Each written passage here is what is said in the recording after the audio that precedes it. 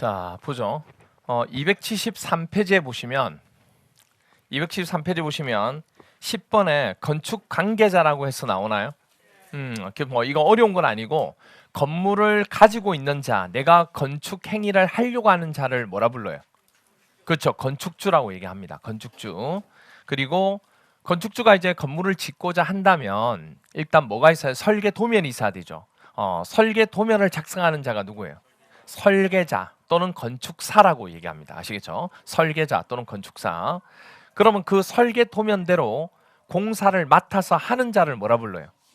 그걸 공사 시공자라고 얘기합니다. 아시겠죠? 그게 바로 공사 시공자 이렇게 얘기하고, 그러면 공사 시공하는 자가 설계 도면대로 하고 있는지를 체크하고 감시하는 역할을 하는 게 누구예요? 그게 감리자예요. 공사 감리자. 왜? 건축주가 전문적인 지식이 없기 때문에 그걸 하는 게 바로 공사 감리자입니다. 아시겠죠? 그렇게 돼요. 그리고 우리나라의 건축법상 설계하는 사람이 뭐를 못해요? 아니, 설계하는 사람이 감리를 합니다. 하는데 시공을 못하죠. 생각해 보세요. 설계하는 자가 공사도 한다고 그러면 공사하는 자하고 설계자가 같다고 그러면 어떻게 돼요? 자기 마음대로 하겠죠. 설계 도면대로 있는 대로 하지 않고 철근 몇 개 빼면서 그렇게 하잖아요. 그러니까 그 둘이 관계는 한 업체에서 하게끔 못하는 거예요. 그럼 당연히 부실이 되니까. 그래서 우리나라 건축법상 이 두 개는 동일한 업체가 되면 안 돼요. 다른 업체가 돼야 돼요. 그래서 우리가 업체 이름을 다르게 해가지고 또 주기도 하고 막 그렇게도 많이 하죠. 그렇게 되고 또 이렇게 되면 뭐가 문제가 되냐면 공사하는데 서로 마찰이 많이 생겨요. 설계 도면대로 공사를 하다 보면 현장 여건하고 전혀 맞지 않는 경우도 있어 없어요? 있거든요. 그럼 법에서는 뭐라고 하냐면 그걸 이제 신청해라고 얘기하거든요. 어떤 부분이 문제가 되고 이렇게 해달라고. 근데 실제로 받아들이지 않는 경우가 되게 많기 때문에 충돌이 많이 생겨요. 그럼 충돌이 생기면 공사를 또 하지 않게 되고 공사 기간이 어떻게 돼요? 길어져요. 마찰이 많이 생기기 때문에. 그래서 이런 것들을 중간에서 좀 중재하고 이걸 하는 사람들이 필요하다. 그래서 중간에 뭘 주냐면 컨스트럭션 매니지먼트라고 해서 CM이라는 걸 두게 돼요. CM. 그리고 프로젝트 전체를 관리하는 자를 PM이라고 그러고. 그래서 PM도 있고 CM도 있고 막 그래요, 요새는. 근데 이제 뭐 그런 부분은 주로 학계론 개념에서 우리가 봐야 될 부분이고, 공법에서는 그런 부분까지는 나오지는 않습니다. 학계론에서 여러분들 CM, PM은 아직 안 나왔죠. 아직 안 배웠죠. 예. 그래서 나중에 이제 그게 이제 시험 문제가 워낙 학계론 범위가 넓다 보니까 나중에 이제 그런 부분 나올 때 건물을 지을 때 설계와 시공에 대한 마찰 때문에 공사 기간이 지연되는, 건축주 입장에 지연되는 경우 생겼을 때 그 프로젝트를 뭐 이렇게 막 뭐 그런 어떤 개념이 나올 때 그게 이제 나오게 되면 그걸 가지고 이제 BOT, BTO 이런 사업을 또 하게 되는 거예요. 이게 BOT, BTO 사업이 거의 무슨 사업이냐면 사회 간접 자원은 SOC 사업이거든요. 그걸 통해서 하는데 그 자체가 전부 다 뭐냐면 CM의 역할 또는 PM 형태로 이루어지는 것들 중에 하나입니다. 그래서 그런 것들 나중에 여러분 배우게 되죠. 여러분들. 그래서 PM 시험은 안 배워도 BOT, BTO 이런 거는 나중에 배우게 돼요. 아직 안 배웠죠, 학교는. 그러니까 나중에 기본 과정 가서 이제 그런 거 배우게 됩니다. 학교는 하려면 뭐 그런 영어도 좀 할 줄 알아야 돼. 영어도 할 줄 알아야 되고. 왜 다 영어의 약자예요. BOT, BTO 다 영어의 약자들이에요. 계산도 해야 되고 할 게 많죠. 범위가 광범위해요. 자, 넘겨서 274페이지에 11번에 뭐 나와요? 도로가 나옵니다. 우리가 일반적으로 도로라고 하면요, 폭이 얼마? 4m. 즉 보행과 자동차 통행이 가능한 너비가 얼마? 4m 이상 되는 것을 우리는 도로로 봅니다. 아시겠죠? 그래서 다음에 어느 하나에 해당되는 도로를 또는 그 예정 도로를 말한다 돼 있는데 그 밑에 거는 필요 없고 그냥 도로라 그러면 몇 미터 이상? 4m 이상 이렇게 기억하시면 됩니다. 아시겠죠? 그리고 밑에 12번 그 밖에 용어 나오죠. 그 밖에 용어 중에서 뭐 실제 시험 문제 나오는 용어는 없고 일반적인 용어들입니다. 근데 맨 밑에 발코니 나오나요? 발코니는 여러분 많이 들어보셨죠? 많이 들어봤으니까 구별이 될 것 같아서 한번 물어볼게요. 자, 1번, 2번, 3번. 1번, 2번, 3번 중에서 발코니는 몇 번이에요? 1번, 1번, 2번, 1번. 1번? 1번? 2번? 둘 다 1번, 2번. 예. 1번, 2번. 이거냐, 이거냐? 이건 아니죠. 3번은 보통 아니죠. 3번은 뭐예요? 마당? 3번은 마당요. 3번은 뭐라고 그래요? 테라스라고 보통 얘기를 많이 합니다. 테라스. 그럼 1번이냐 2번이냐 이건데, 자, 1번이 발코니입니다. 1번. 그러니까 발코니하고 이게 차이점이 뭐냐면 보세요. 자, 보시면 위층하고 아래층 부분이 다 같은 바닥 면적이에요. 다 같은 바닥 면적이고 그 벽면에서부터 돌출한 거예요. 돌출해서 피난이나 이런 용도 때문에 돌출해서 만들어준 부분이 뭐예요? 이게 발코니예요. 그런데 위아래층의 바닥 면적이 뭐하죠? 다를 때 밑에 층의 바닥 면적이 클 때, 즉 위에 밑에 층의 지붕을 이용하는 거죠. 어디서? 위층에서. 그걸 이만큼 달아낸 부분을 이용하는 이걸 뭐라고 그래요? 이걸 베란다라고 얘기합니다. 그러니까 발코니와 베란다의 차이점이 이거예요. 그래서 보통 보면 이런 거는 경사진 땅에다가 건물을 뭐 이런 식으로 짓게 될 때, 이렇게 짓게 될 때 해를 이렇게 보기 위해서 그때 이런 식으로 많이 활용해서 쓰기는 하죠. 근데 일반 우리 공동주택은 거의 다가 뭐가 돼요? 발코니로 되어 있습니다. 발코니. 그래서 베란다가 아니고. 그래서 이렇게 밑에 있는 층의 바닥을 쓰게 되는 경우를 뭐라 부른다? 베란다. 아시겠죠? 그게 베란다. 그래서 발코니, 베란다. 그래서 여러분들 집에 있는 거는 거의 다가 발코니라고 생각하시면 돼요. 그래서 발코니라고 하시면 돼요. 베란다라 하지 마시고. 그리고 그러면 여기 있는 사람들은 위에 층을 쓰면 되는데, 밑에 층의 바닥을 쓰면 되는데, 밑에 있는 층의 사람은 그러면 쓸 게 없잖아요. 그래서 이 1층 바닥 부분 있죠. 여기 부분을 활용해서 쓸 수 있도록 만듭니다. 그게 뭐예요? 테라스. 이 테라스. 1층 부분을 활용해서 쓰는 거. 이걸 테라스라고 얘기하죠. 그래서 이 정도는 좀 구별을 해 놓으셔야 시험 문제에서 뭐 이걸 가지고 출제를 하고 그렇진 않는데, 그림 문제가 나오고 하지 않는데, 우리가 앞으로 용어나 이런 거 얘기할 때 조금 차이가 생기기 때문에 이걸 기억하고 계셔야 돼요. 그리고 또 하나, 이런 식으로 건물에서 튀어나온 거 있죠. 튀어나온 부분을 통틀어서 우리 뭐라고 하냐, 한자로 앞으로 노대라고 부릅니다. 노대. 발코니는 한자가 아니잖아요. 왜 그러지 않아요? 그렇죠? 그래서 이런 걸 우리가 한자로 뭐라 쓴다고요? 노대. 아시겠죠?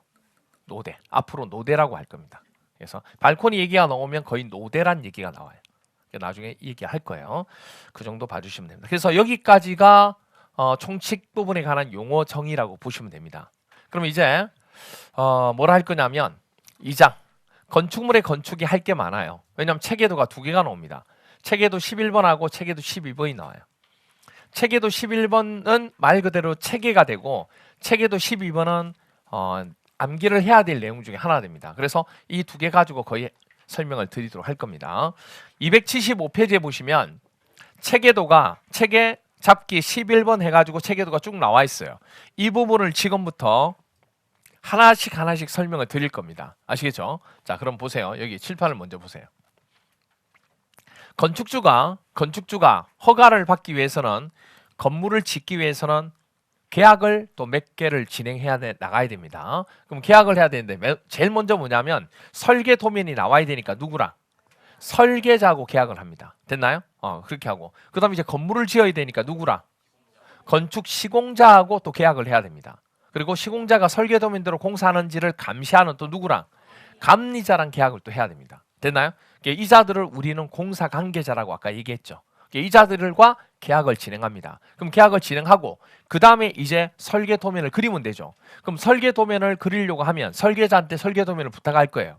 왜 그러냐면 허가를 받기 위해서는 디테일한 설계 도면은 안 나오더라도 기본적인 도면은 나와야 돼요. 그래서 도면을 그려서 가져가야 되기 때문에 일단 도면을 그리려면 뭐부터 확보해야 돼요? 땅이 있어야지 도면을 그리죠. 그렇죠? 아니, 도면을 그려놓고 그 땅하고 안 맞으면 안 되잖아요. 그러니까 일단은 허가를 받기 위해서는 내가 짓고자 하는 위치에 뭐를 구입해야 된다? 토지, 즉 대지를 확보를 해야 돼요. 대지를 소유해야 된다, 그 얘기예요. 그러니까 대지 소유권, 소유했다는 거를 확인하는 증명서를 제출해야 됩니다. 그래서 일단 땅을 먼저 소유했어요. 샀어요. 그 다음에 이제 뭐 한다고요? 설계 도면을 건축사한테 부탁해서 설계 도면을 그립니다. 그럼 이걸 가지고 이제 뭐 하면 돼요? 허가 받으러 가면 됩니다. 간단하죠? 그러니까 건물을 내가 짓고자 할 때 어떤 과정을 거치는지가 건축법 절차라고 보시면 돼요. 그러니까 여러분 앞으로 이제 건물을 짓게 될 거잖아요. 그럼 지을 때 이런 절차 정도는 알고 계셔야 되잖아요. 물론 더 디테일하게 공사하는 방법도 나오겠지만 그 공사하는 방법은 시험 문제 안 나오니까 우리 공법에서는 그냥 행정적인 절차만 물어봐요. 아시겠죠? 그래서 그 정도까지만 보시면 됩니다. 자, 그런데 여기서 이렇게 해서 땅을 살 때 대출까지 다 받아가지고 땅을 샀다는 얘기예요. 그리고 또 설계자한테 기본 설계 도면 디테일하진 않지만 기본 설계 도면을 그리더라도 착수금은 줘야 돼, 안 줘야 돼요? 줘야죠. 돈 얼마 줘야죠. 그래서 주고 돈 다 빌려가지고 줬다는 얘기예요. 그리고 이제 허가받으러 다 갔습니다. 기쁜 마음에 갔는데 허가권자가 뭐 공무원들이겠죠. 뭐라고 하냐면 이거 건물 지을 수 없어요 그래요. 에? 아니 허가가 안 나요. 에? 아니 설계자가 설계까지 했는데 뭔 소리냐고. 지금 이 땅에는 지금처럼 건물을 지을 수가 없다 그 얘기입니다. 아니 무슨 얘기냐고. 지목이 뭔데? 된대. 아니 내가 지목이 대가 아닌 것도 아니고 된대 왜 건물을 못 짓냐고. 지목이 대는 맞는데 지금 건물을 지을 수 있는 땅이 아닙니다 이렇게 되는 거예요. 아니 무슨 소리냐. 내가 들어보니까 도로에 내가 짓고자 하는 땅이 있는데 지목이 뭐라고요? 대가 돼야 되고 그리고 이 땅이 도로에 몇 미터요? 자, 설명을 좀 드릴게요.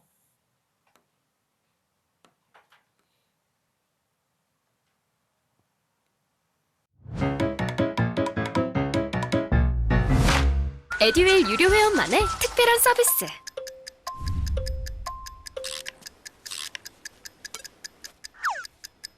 하치하차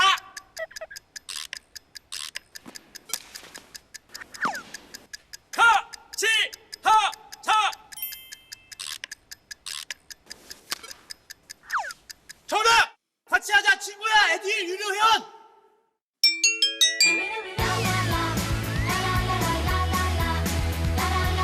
친구 소개하고 현금 받는 혜택.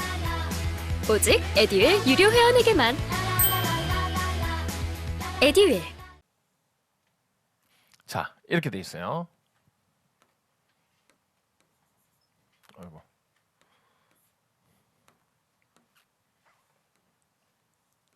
이렇게 돼 있어요.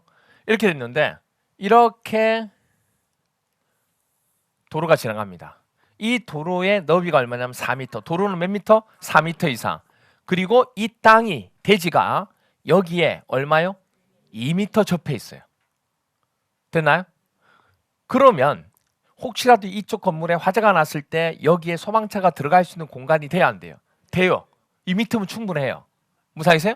그래서 반드시 건물을 지으려고 하면 이 건물의 땅이 어느 한 부분이라도 도로 4m 이상 되는 도로에 몇 미터?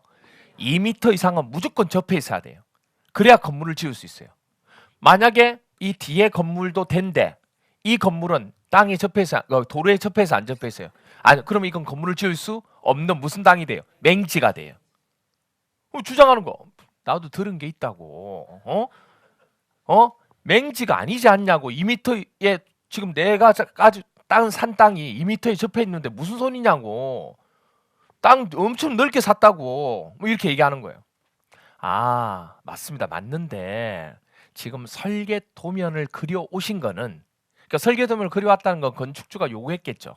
요구해가지고 자기 나름대로의 계획이 있어 없어요? 있었겠죠. 그러니까 이 정도 땅을 샀을 거고 넓은 땅을 샀을 거고 거기다가 넓은 건물을 짓고자 했겠죠. 그럼 뭐 있을 거야 계획이. 그렇게 했는데 이 사람이 짓고자 하는 땅의 면적에 건물의 면적이 너무 큰 거예요. 각층 바닥 면적의 합계가 너무 큰 거라고. 근데 그 정도 면적이 커지면 이 지면에 이 대지면이 도로에 접하는 부분이 2m 가지고 안 되는 거예요. 이게 원래 2m 되는데 안 된다고. 왜냐하면 이게 만약 2m가 되면 사람 수가 많아지잖아요. 그럼 차들이 왔다가 또 들어온 차들이 있어야 돼요, 없어야 돼요? 그럼 2m면 일방밖에 안 되죠. 양방으로 하기가 힘들다고. 그러면 이 차들이 나갈 때 이 차들이 여기서 뭐 하고 있어야 돼요? 대기하면 한 차선을 다 차지하고 있어. 그럼 이쪽 안 가는 차들이 어떻게 돼요? 난리가 나는 거지 이제.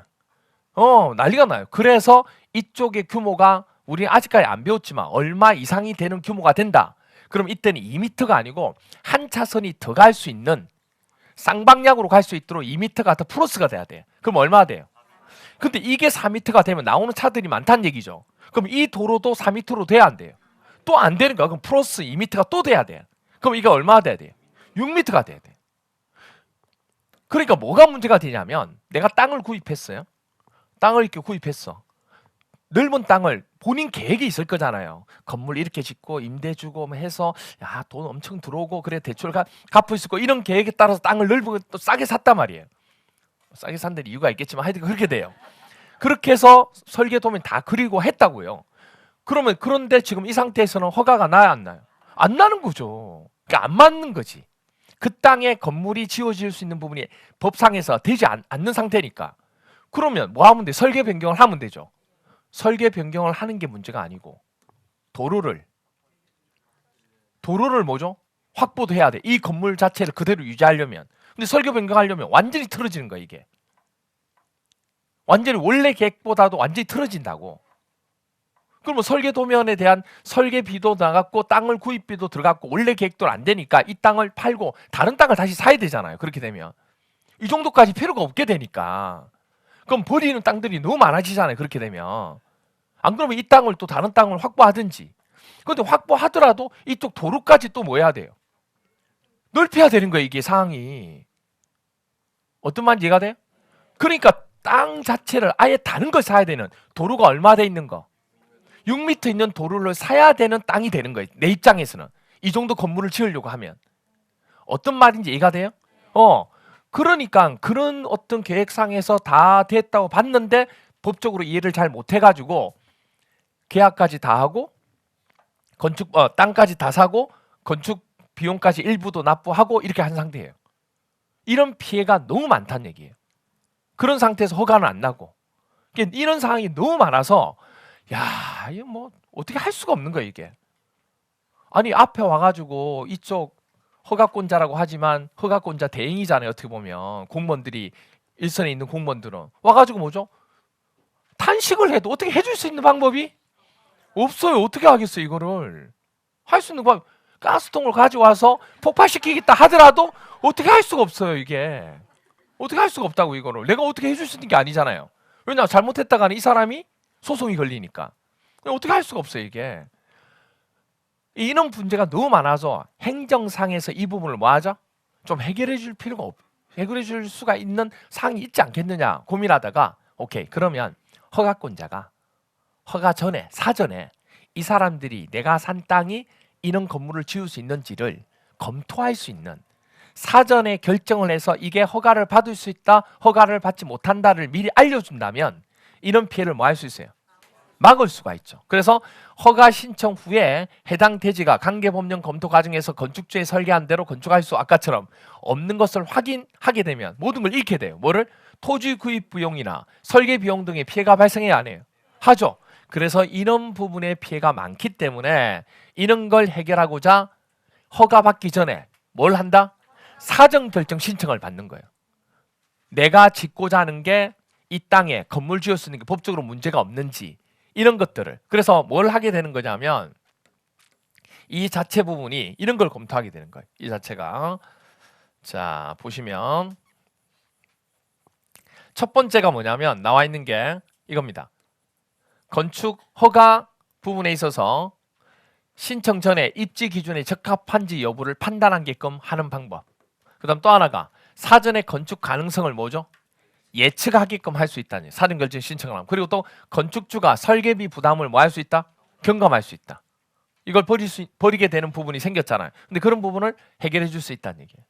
그래서 여러분들 책에 보시면 275페이지에 맨 밑에 보시면 가로 1번 사전 결정 신청 나와요.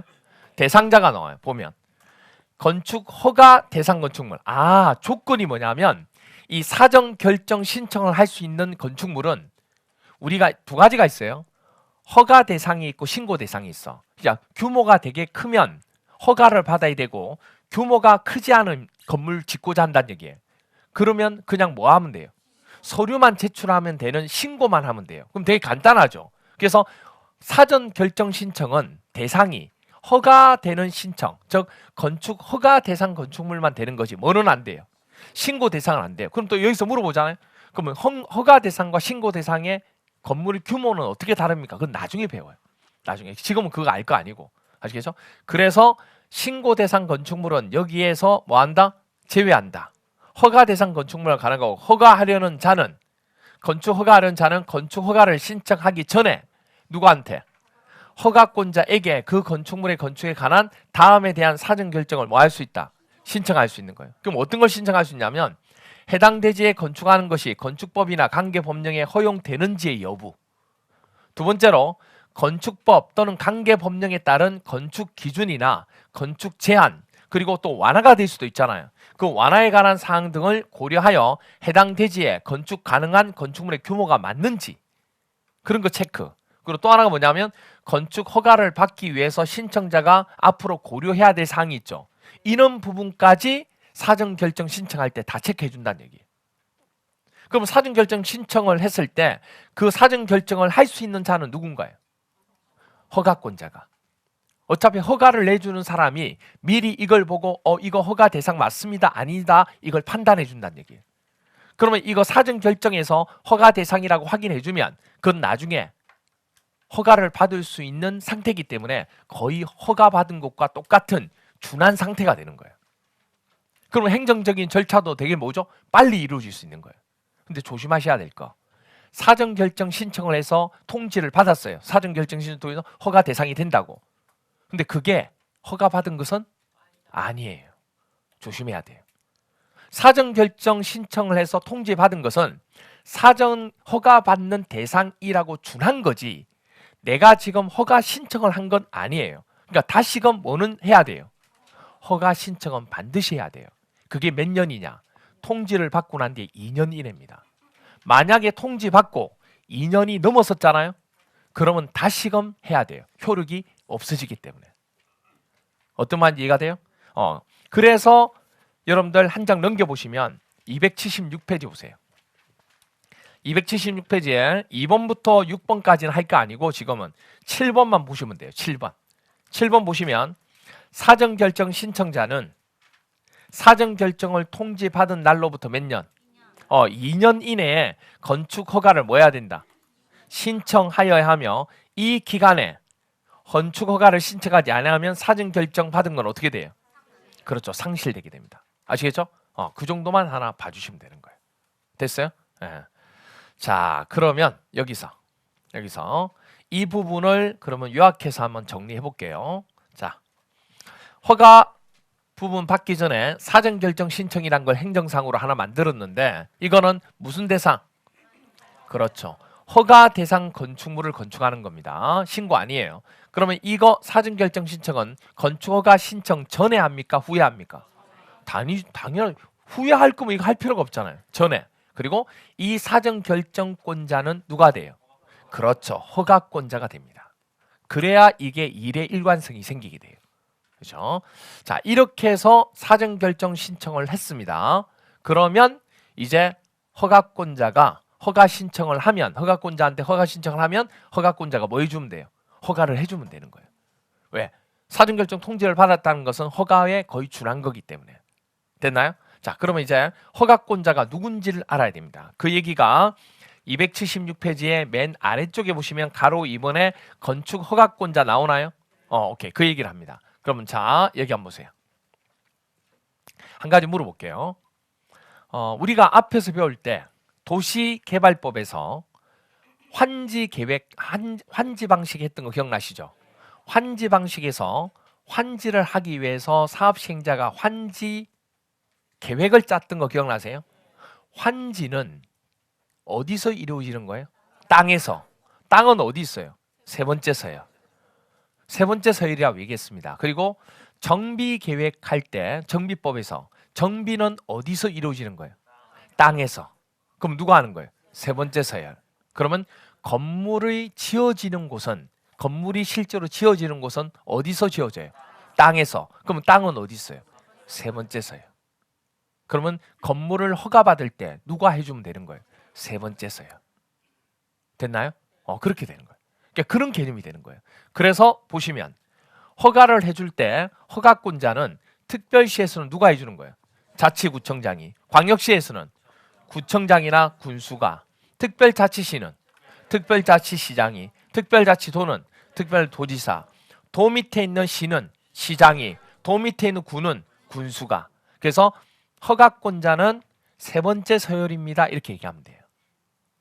여기까지 됐나요? 간단해요. 그래서 허가권자 한번 볼게요. 원칙적인 허가권자는 특별자치시장, 특별자치도지사, 시장, 군수, 구청장. 여기까지 됐나요? 그래서 보통 이거 얘기할 때는 보통 우리가 건축법일 때는 이 원칙적인 자를 풀로 보통 다 얘기를 합니다. 줄여서 시장, 군수, 구청장이라고 얘기하기도 하지만 그냥 풀로 다 얘기를 많이 해요. 여기까지 됐나요? 오케이. 자, 그러면 이걸 줄여서 시장, 군수 등 이렇게 얘기를 또 잘 안 해요. 그 시장, 군수 등은 어디에서만 거의 쓰더라? 정비법에서만 쓰더란 얘기, 희한하게. 그렇죠? 이렇게 됩니다. 자, 그런데 잘 들어보세요.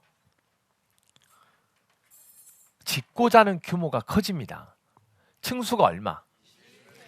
21층 이상인 건축물을 짓고 싶은 거예요. 그 다음 또 하나. 연면적 합계가 얼마요? 10만 제곱미터 이상을 건축하고 싶은 거예요. 어디다가? 특별시에. 됐나요? 특별시에다가 21층 이상 건물이나 연면적 합계가 10만 제곱미터 이상 되는 건물, 규모가 큰 걸 짓고자 하는 거예요. 그럴 때 누가 허가를 해주면 되느냐 하고 물어보면 구청장이 아니에요. 규모가 커지면 위험하기 때문에 이거는 어디에서? 두 번째 서열에서 이걸 특별 관리하게 됩니다. 그래서 21층 이상 건물과 10만 제곱미터 이상을 특별시에 지을 때는 예외적으로 누구한테 허가를 받아야 된다? 그렇죠. 특별시장한테 받아야 됩니다. 그리고 또한 광역시의 원래 허가권자는 구청장이나 군수죠. 그런데 21층 이상 되는 건물과 연면적 합계 10만 제곱미터 이상 되는 건물을 지을 때는 누구한테? 광역시장한테 받아야 됩니다. 여기까지 됐나요? 네. 그러면 특별자치시는요? 이건 상관없죠. 특별자치는 특별자치시장밖에 없어요. 특별자치도는 특별도지사. 이렇게 돼요. 자, 그럼 이제 여기 남았네요. 도 밑에 어디 있어요? 도에서 시에 지어지는 건 시장이 하고 군수가 있죠. 그러면 시에 만약에 21층 이상 되는 건물과 연면적 합계 10만 제곱미터 이상 건물을 짓고자 합니다. 그럼 누구한테 허가받아야 될까요? 도지사잖아요. 그런데 도지사가 아니에요.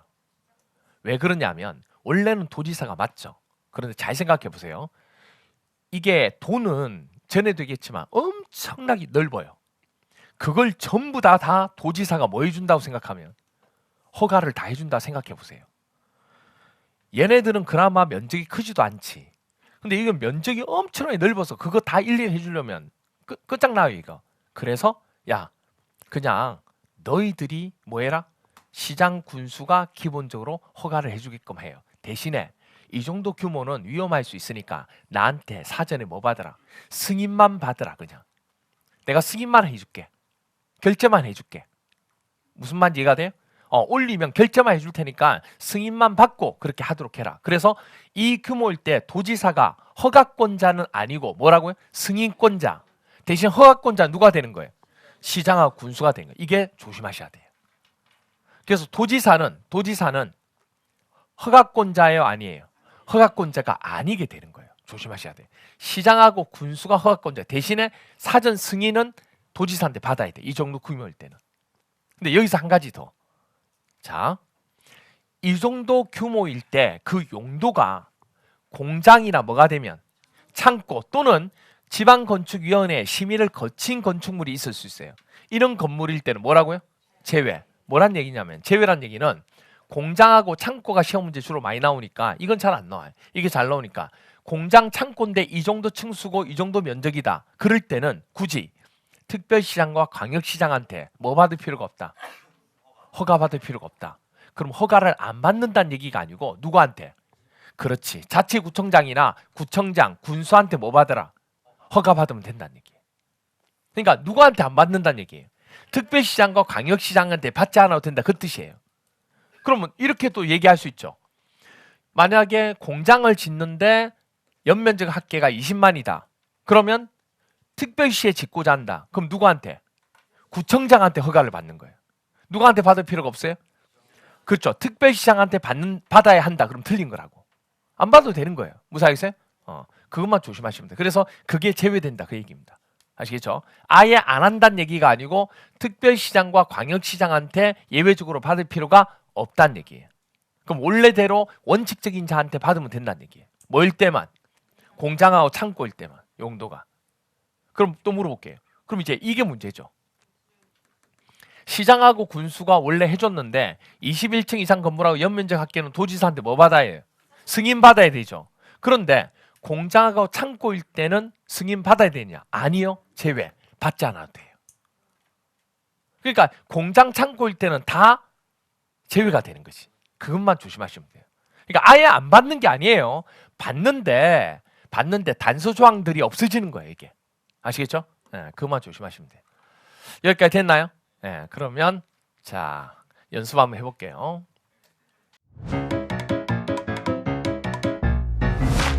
에듀윌 유료 회원만의 명품 자료 서비스.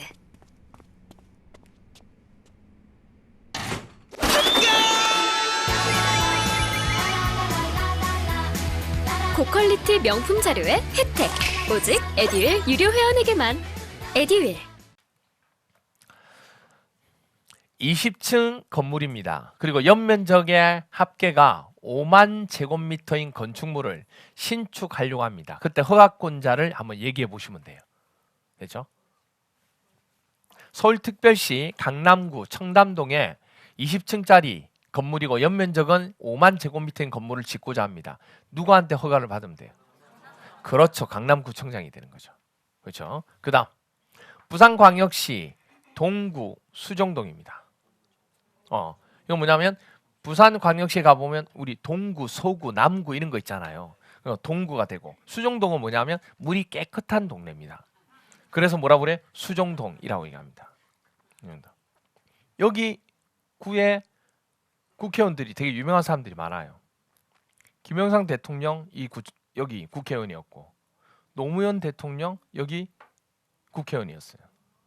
그리고 또 유명한 사람 한 명 더 있어요. 오시훈이라고. 여기 태어났어요. 깨끗한 물을 먹고 동급은 아니고 그렇게 돼요. 자, 이건 누구한테 받아야 돼요? 그렇죠. 모르지만 우리는 동구청장 이렇게 되는 거예요. 그다음 세 번째 제주특별자치도 서귀포시 성산읍이에요. 이거 누구한테 받아야 돼요? 그렇죠. 이거 서귀포시장 하면 안 돼요. 행정상의 시장이죠. 이건 선거를 통해서 뽑힌 게 아니에요. 조심하셔야 돼요. 그래서 아까도 얘기했잖아요. 특별자치시장과 특별자치도지사는 자기네들이 하는 거라고. 그래서 보시면 제주특별자치도지사 됐나요? 그 다음에 경기도 성남시 분당구에 이 건물을 짓고자 합니다. 일반적인 건물이죠. 누구한테? 그렇죠. 분당구청장 하면 안 돼요. 도 밑에는 시하고 군밖에 없어요. 그 밑으로 내려가면 돼야 안 돼요? 안 돼요. 내려가면 안 된다는 얘기에 그 밑은 뭐가 없어요? 선거를 통해서 뽑은 자가 아니에요. 그래서 우리가 다루지 않는 거예요. 그러니까 그 밑부분은 생각할 필요도 없다고. 그래서 누구? 성남시장. 이렇게 분당구청장 하면 안 돼요. 네. 자, 그런데 자, 이제는 25층짜리 건물이면서 연면적 합계가 얼마? 15만 제곱미터의 건축물입니다. 둘 다 만족해도 되고 둘 중에서 어느 하나만 만족해도 해당되는 거 맞죠? 근데 둘 다 만족한 거예요. 이거 허가권자 누구냐? 서울특별시 강남구 청담동에 짓고자 합니다. 누구예요? 그렇죠. 왜냐하면 공장이나 창고란 말이 없잖아요. 그래서 서울특별시 강남구 청담동이니까 서울특별시장한테 만약에 이게 건축물인데 무슨 건물이냐? 창고라고 하면 누구예요? 강남구청장이 되는 거예요. 그렇죠. 됐나요? 네. 그다음 부산광역시 동구 수정동에 만약에 이런 건물을 짓고자 합니다. 그러면 부산광역시죠. 자, 그런데 이때 건물의 규모가 건축물이 뭐냐면 창고예요. 공장이에요. 그러면 동구청장이 이렇게 되는 거예요. 그다음에 제주특별자치도 서귀포시 성산읍은요. 똑같죠? 똑같아. 항상 특별자치도지사, 특별자치시장은 항상 이거예요. 자기네들이 다 하는 거예요. 그 다음에 경기도 성남시 분당구는 그렇죠. 경기도지사 하면 안 돼요. 경기도지사는 승인권자지 허가권자가 아니에요. 지금 물어본 게 뭐죠? 허가권자를 물어본 거예요. 그래서 누가라고 얘기해요? 성남시장이라고 얘기해야 돼. 경기도지사는 사전 승인이에요. 사전 승인. 승인권자라고. 됐나요? 그런데 만약에 이게 뭐였다면 창고나 공장이었으면 모두 받을 필요 없어요. 승인 받을 필요가 없는 거예요. 됐나요? 이렇게 된다고. 이것만 조심하시면 돼요. 이렇게 해서 이제 허가 부분을 우리가 받게 됩니다. 이때 아까 얘기했던 거 도지사는 허가권자가 아니라 그랬죠. 뭐라고 그랬어요? 승인권자, 승인권자. 그러면 승인권자, 도지사한테 승인 받아야 될 경우는 아까 이거였던 거 기억나세요? 이거도 있지만 이것만 있는 게 아니에요. 보세요. 여러분 책 보시면 277페이지에 가로 3번 도지사의 사전 승인하고 정말 길게 나온 거 보이나요? 그 부분이 지금 이 칠판에 이건데 자 뭐라고 되어 있냐면 시장 군수는 다음에 어느 하나에 해당하는 건축물의 건축을 허가하려면 미리 건축계획서와 국토교통부라고 정하는 건축물의 용도, 규모, 형태가 표시된 기본 설계 도서를 첨부하여 누구한테? 도지사한테 뭐 받으라? 승인을 받아라 얘기해요. 그러니까 1번, 2번, 3번 부분 밑에서 나오는 박스에 나와 있는 1번, 2번, 3번을 하려고 하면 반드시 누구한테? 도지사한테 승인 받아야 돼. 됐나요? 그래서 1번 보니까 아까 했던 거 층수가 21층 이상이거나 연면적 합계가 10만 제곱미터 이상인 건물은 뭐 받아야 돼요? 사전 승인 받아야 돼. 하지만 다음에 건물은 제외한다. 즉 공장이라든지 창고, 지방건축위원회 심의를 거친 건물은 받을 필요가 없어요. 그겁니다. 똑같아요. 그리고 문제가 되는 거 1번은 우리가 한번 했기 때문에 상관없는데 2번, 3번이 어려운 거예요. 2번, 3번이. 이 2번, 3번이 왜 어려우냐면 2번, 3번이 정말 헷갈려요. 2번인지 3번인지. 둘 다 뭐예요? 사전 승인 받아야 되는 거예요. 둘 다 도지사한테 승인 받아요. 왜 승인 받아야 되냐면 2번 보세요. 여러분 돈은 산이 많죠. 뭐도 많아요. 강도 많아요. 그럼 산이 많으니까 자연 보호해야 돼, 안 해야 돼요? 자연 환경 지켜야 되고 또 강이 많으니까 수질 보호해야 돼, 안 해야 돼요? 그래서 도지사가 뭐냐면 자연 환경이나 수질 보호를 하기 위해서 도지사가 지정 공고한 구역이 있어요. 여기는 자연 환경 보호 구역입니다. 여기는 수질 보호 구역입니다. 지정해 놨다고. 하필이면 그 지정한 곳에 뭐 하려고 하는 거예요, 지금? 건물 지으려고 하는 거예요, 지금. 특히 뭐 지으려고 하는 거예요? 숙박시설하고 위락시설을 짓고자 하는 거예요. 어떤 말인지 이해가 돼요? 어디다가? 자연환경 구역이나 수질보호구역을 도지사가 지정한 곳에다가 이걸 짓고자 하는 거예요. 근데 규모가 작으면 괜찮아요. 근데 규모가 얼마냐면 연면적 합계가 얼마래요? 1,000제곱미터 이상 뭐라고 그랬어요? 또는 그러니까 연면적이 1,000제곱미터 이상이 되는 걸 짓고자 하더라도 뭐 받아야 돼요? 승인 받아야 돼요. 되나요? 허가 아니에요. 뭐 받아야 돼요? 승인 받아야 돼요. 승인을 받고 난 뒤에 허가를 받는 거예요. 허가는 누구한테 받는 거예요? 시장 군수한테 받는 거예요. 그 대신에 지금 도지사한테 승인 받아야 되는 경우를 얘기하는 거예요, 지금. 이 경우가 아니면 승인 안 받아도 되는 거예요. 그런데 또 몇 층 이상이어야 돼요? 이것 또는 3층 이상이면 돼요. 그러니까 둘 중에 하나만 선택되는 거예요, 이거는. 만약에 1,000제곱미터 이상이 아니에요. 하지만 3층 이상이면 승인 받아야 돼, 안 받아야 돼? 받아야 돼, 받아야 돼. 엔드가 아니에요, 이게. 엔드가 아니야. 또는이에요, 또는. 둘 중에서 어느 하나에 해당하면 무조건 산 승인 받아야 돼요. 그래서 1,000제곱미터가 아니더라도 3층 이상을 짓고자 한다. 그러면 산 승인 받아야 돼. 만약에 3층 이상도 안 돼요. 2층이고 이것도 1,000이 안 돼요. 그러면 사전 승인 받을 필요가 없어요. 그럼 바로 그냥 시장 군수한테 허가만 받으면 돼요. 되게 간단한 거예요, 이게. 자연환경보호구역이나 수질보호구역 부분은 건물의 규모가 좀 큰 걸 지으려고 할 때 못하게 하기 위해서 승인 받으라고 하는 거구나. 이렇게 돼 있는 거예요. 여기까지 했나요? 자, 그런데 하나가 더 있어요. 하나만 있으면 안 헷갈리는데 하나가 더 있다고. 뭐냐면 자, 도지사가 주거환경이나 뭐 때문에 교육환경 등 주변 환경을 보호하기 위해서 도지사가 지정하고 공고한 구역이 있대요. 여기다가 또 뭘 지으려고 할 때 숙박이나 위락시설을 짓고자 한다는 얘기예요. 근데 이럴 때는 잘 보시면 뭐가 없어요? 몇 층이냐, 면적이 얼마냐 그 말이 없어요. 그 말은 무슨 말이에요? 무조건 이거는 건물 지으면 무조건 뭐 받아야 돼요? 승인 받아야 돼. 그러니까 이 두 개가 자꾸 헷갈리는 거예요. 위에가 무조건인지 밑에가 무조건인지 자꾸 헷갈리는 게 이게. 그래서 이게 어렵다고 얘기하는 거예요. 이것만 안 헷갈리면 되는 거예요. 그래서 여러분들 조심하셔야 될 게 바로 뭐냐면 숙박시설과 위락시설 밑에도 그렇고 위에도 그렇고 똑같아요. 똑같은데 자연환경이나 수질보호구역으로 지정된 곳은 얼마 이상? 1,000제곱미터 이상 또는 얼마? 3층 이상일 때만 뭐가 되는 거예요? 사전 승인 받는 거고 주거환경이나 교육환경으로 지정된 곳은 무조건. 아시겠죠? 무조건 승인 받아야 돼. 됐나요? 이거 조심하셔야 돼. 정말 많이 헷갈려요. 1번은 안 헷갈려요. 1번은 위에서 한번 했기 때문에. 이게 헷갈려요. 자, 제가 이제 군을 어디로 갔더니 UDT 아세요 혹시? 제가 UDT를 나오진 못하고 UDT에 있다가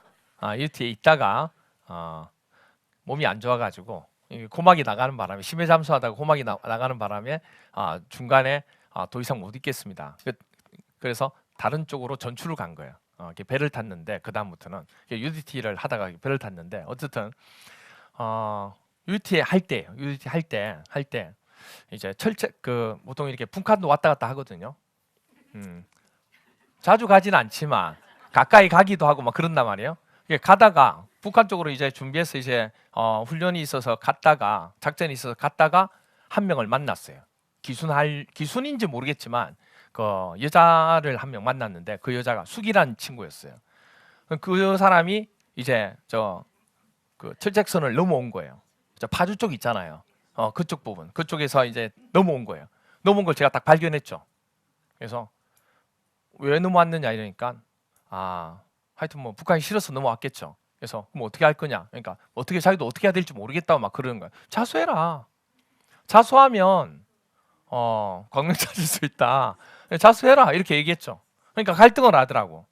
고민하지 말고 자수해. 내가 잘 인도해주고 잘 해줄 테니까 내 말 듣고 해라. 이러니까 그래? 그러면 자수 한번 해보겠다 그러더라고. 어떻게 하면 되냐 물어보더라고. 수기야 자수할 때는 일단은 번호를 눌러야 1003번 눌러야 된다. 자수는 몇 번요? 1003번. 자수는 1003번 아시죠? 자수 안 해봐서 잘 모르는데 1000번하고 3번을 눌러야 돼요. 1003번. 동시에 누르면 돼요? 안 돼요? 안 돼. 또는이에요. 1003번. 아시겠죠? 동시에 누르면 안 돼요. 1000번, 3번 동시에 누르면 안 되죠. 1000번 또는 3번을 눌러야 돼요. 그러니까 1003번을 누르면 자수를 할 수 있어요. 그래서 자수했어요. 자수하고 난 뒤에 그 다음에 뭐 하는지 이제 얼마 전에 연락이 왔어요. 연락 왔는데 뭐해? 이러니까 자기가 교주가 됐대요. 수기가 교주가 됐는데 여러분 수기가 교주되면 어떻게 돼요? 여러분 교주는 무조건이죠. 교주 말은 무조건이에요. 토를 달면 돼야 안 돼요? 뭘 한다? 그럼 무조건이에요. 수기가 교주가 되니까 무조건이에요. 됐나요? 그래서 수기가 뭐 할 때는 자수할 때는 뭐 할 때는 자수할 때는 몇 번 눌러요? 1003번 누르고 하는 거예요. 그런데 수기가 뭐가 되면 교주가 돼요. 교주가. 그럼 뭐가 돼요? 무조건이에요. 무조건. 됐나요? 그래야 이게 구별이 돼요.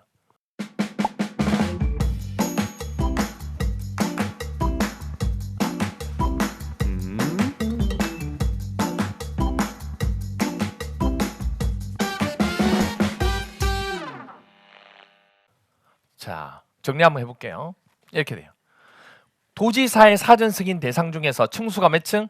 21층 이상 되는 건물 또는 연면적 합계 얼마? 10만 제곱미터 이상 되는 건물은 도지사한테 사전 승인 받아야 돼요. 하지만 뭐일 때는 공장이나 창고는 받을 필요가 없어요. 그리고 또 하나가 뭐냐면 수기가 뭐 할 때는 자수할 때는 몇 번 누른다? 1003번 누르고 한다는 거. 근데 수기가 뭐가 되면 교주가 되면 규모 제한 있어요 없어요? 없어요. 무조건. 됐죠? 이걸 알아야 문제가 풀리는 거예요. 문제 풀어볼게요. 되게 복잡한 문제 중에 하나입니다. 시장 군수가 건축 허가를 위해서 도지사의 사전 승인을 받아야 하는 경우를 물어본 거예요. 그럼 1번 보니까 원래는요. 연면적 10분의 얼마냐면 3을 증축하잖아요. 증축해서 21층이 되거나 증축해서 10만 제곱미터 이상 되어도 그걸 인정합니다. 그런데 아무 필요가 없는 게 뭐가 나왔어요?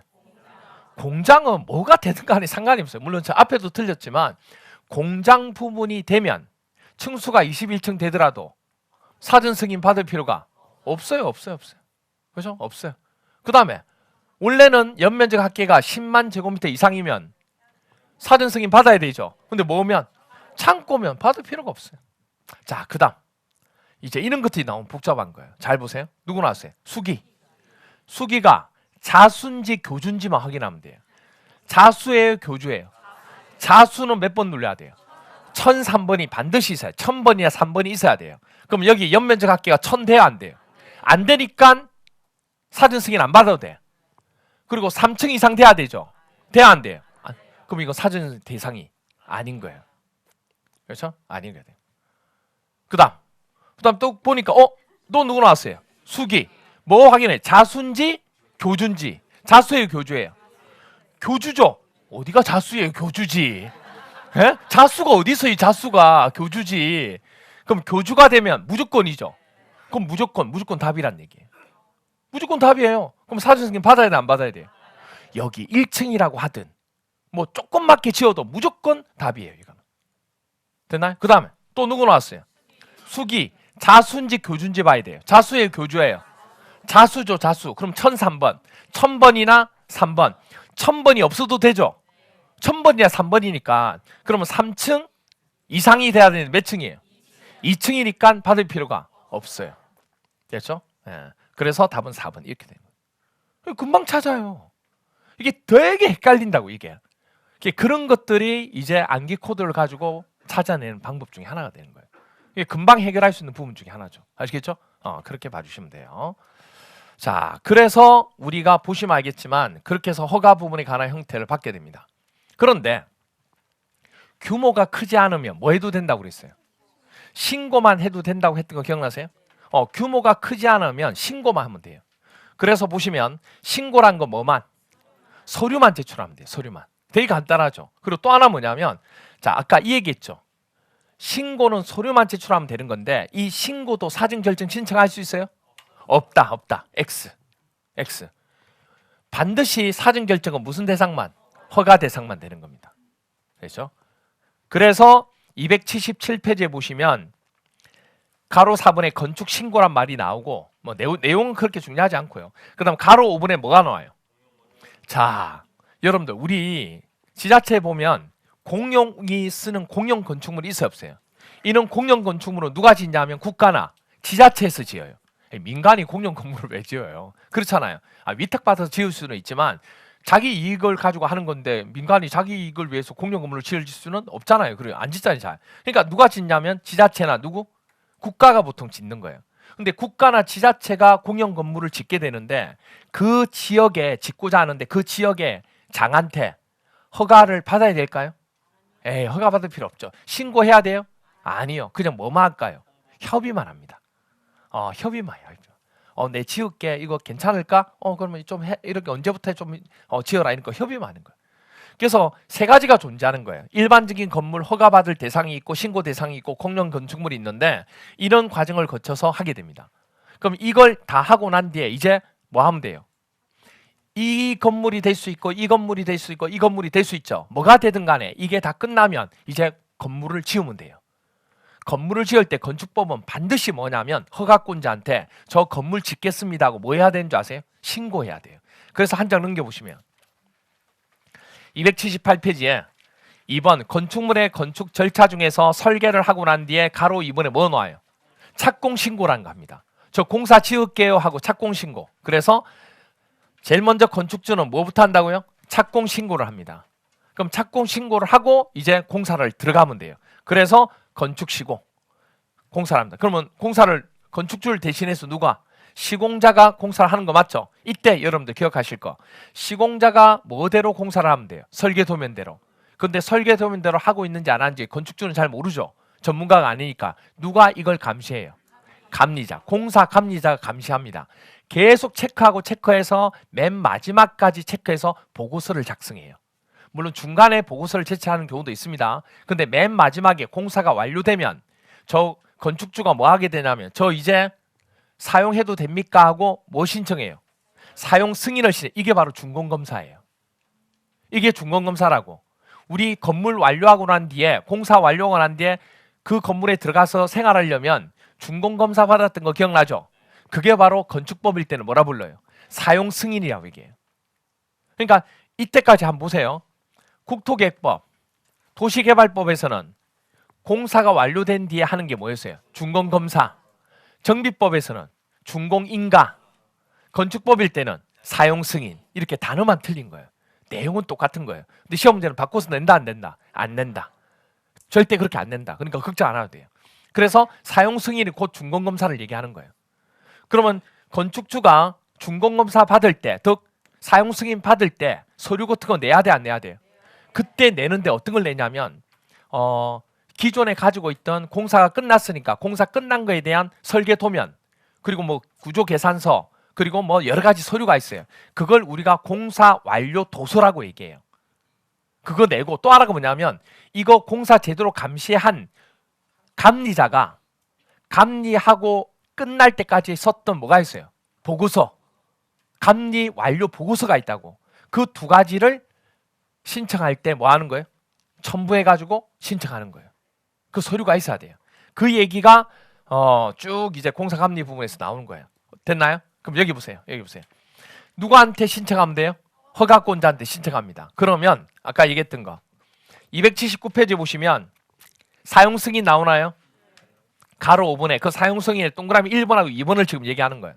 1번 보면 사용 승인 대상, 건축주가 건축 허가, 건축 신고 대상, 건축물의 건축 공사를 완료한 후에는 그 건축물을 사용하려면 공사 감리자가 작성한 뭐? 감리 완료 보고서, 그리고 공사 완료 뭐?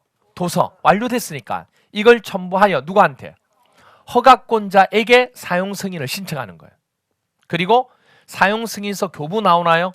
당연히 허가권자는 사용 승인 신청을 받은 경우에는 그 신청을 받은 날 보통 며칠? 7일 이내에 검사를 실시하고 검사에 합격된 건축물에 대해서는 사용 승인서를 뭐 해줘야 돼요? 내줘야 되는 거예요. 기본적으로. 그래서 보시면 여기에서 며칠 이내에 검사한 후에 7일 이내에 검사한 후에 뭘 교부하도록? 사용 승인을 교부해야 돼요. 그럼 상식적으로 생각해 보세요. 이 사용 승인서를 교부받지 않고서는 사용하면 돼야 안 돼요? 당연히 안 되죠. 자, 그런데 합격을 했는데 사용 승인서를 교부해줘야 되잖아요. 그런데 일정한 기간이 지나도 사용 승인서를 교부를 안 해주면 건축주는 어떻게 해야 돼요? 사용해도 돼요. 예외적으로. 사용 승인서를 교부받지 못하면 못하는 건데 합격하고 난 뒤에 사용 승인서를 교부를 해줘야 되는데 허가권자가 일정 기간이 지났는데도 안 해줬다. 그러면 그 기간 지나면 사용해도 된다고.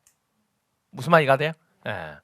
그래서 그 얘기 부분이 나오는 겁니다. 설명이 쭉 그렇게 돼요. 자, 그러면 이렇게 해서 사용 승인 부분 받았습니다. 그러면 이제 사용해도 돼요, 안 돼요? 사용해도 돼요. 그러면서 이제 유지 관리하고 하면 되는 거예요. 근데 유지 관리 내용은 필요 없어요. 여기까지 됐나요? 자, 그런데 여기서 한 가지만 더. 아까 공영 건물은 협의를 해서 공사 시작하고 시공하고 다 했잖아요. 그러면 이 공영 건물도 만약에 다 짓고 난 뒤에 사용 승인 받아야 될까요?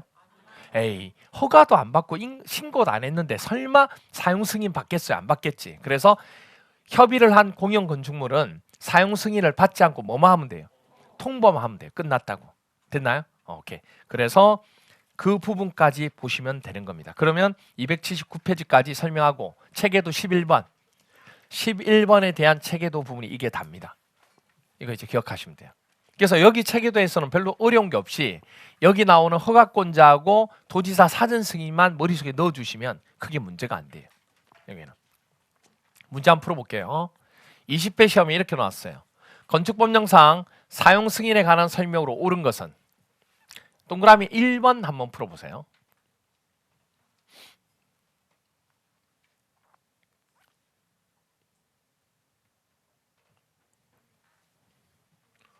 OX X 왜요? 건축주가 건축공사 완료 후에 그 건축물을 사용하려면 건축공사 완료 이전에 공사 감리자에게 사용 승인을 신청해야 돼요? 무슨 공사 감리자가 행정청이에요? 말도 안 되잖아요. 누구한테 받아야 돼요? 허가권자. 그러면 공사 완료 후에 누구한테? 허가권자한테 이렇게 돼야 되죠. 그래서 허가권자에게 사용 승인 받는 겁니다. 2번은 맞아요, 틀려요? OX. 틀려요? 몇 군데가 틀려요? 몇 군데? 세 군데? 세 군데? 두 군데? 세 군데? 자, 건축물의 사용 승인 신청을 위해서는 공사 시공자가 작성한 감리 중간부 감리 보고서를 공사 시공자가 작성해요? 누가 작성해요? 그렇죠. 감리자가 설치하겠죠. 그렇죠? 작성하겠죠. 그리고 감리 중간 보고서예요? 완료 보고서입니다. 왜냐? 지금 이제 사용 승인 신청하는 거니까. 그리고 공사 예정 도서예요? 지금 이제 완료된 거예요. 그게 완료 도서가 돼야 되죠. 그래서 세 군데가 틀렸어요. 3번 맞아요? 틀려요? 3번. 맞아요? 맞아요?